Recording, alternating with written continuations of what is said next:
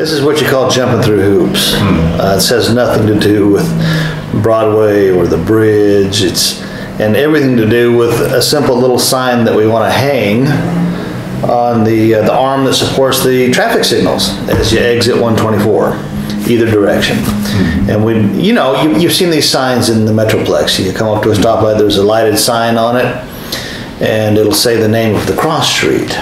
And we wanted to hang a sign up there that said Celebration District when pointed toward downtown. And the TxDOT wouldn't let us do that. It has to be the name of the cross street. So we renamed the cross street just where the bridge is.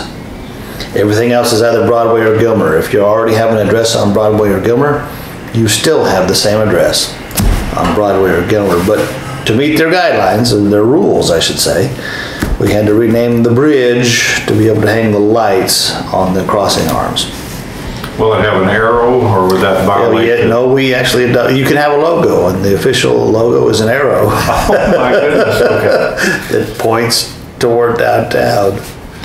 Now, we explain all of this is to try to get people that are coming. This is all about wayfinding. You might recall when Roger Brooks was in town and we did all of our branding effort, one of the points that he left us a list, a to-do list of things we need to do.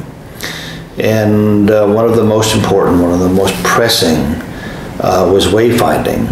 That number one, if you're in a hotel, you have no idea to get to downtown, or even that it's there. If you're on the interstate, the same story.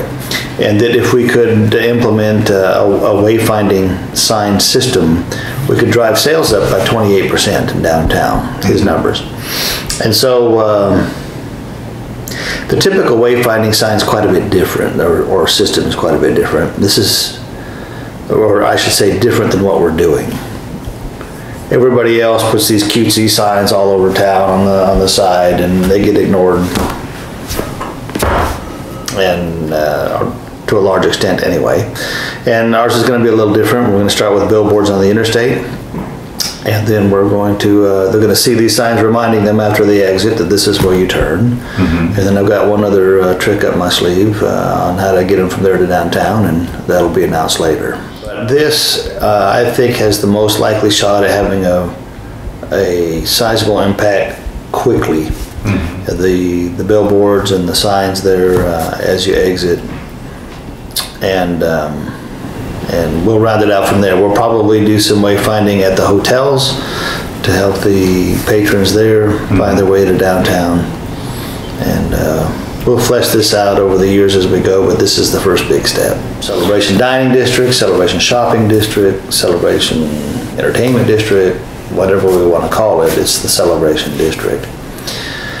And in fact, that's what we're doing on the interstate. In fact, the billboard that we have now that has said Sulphur Springs for some time, in the last 2 days has been changed out. It now says the Celebration Dining District. Exit 124, turn left 1.5 miles.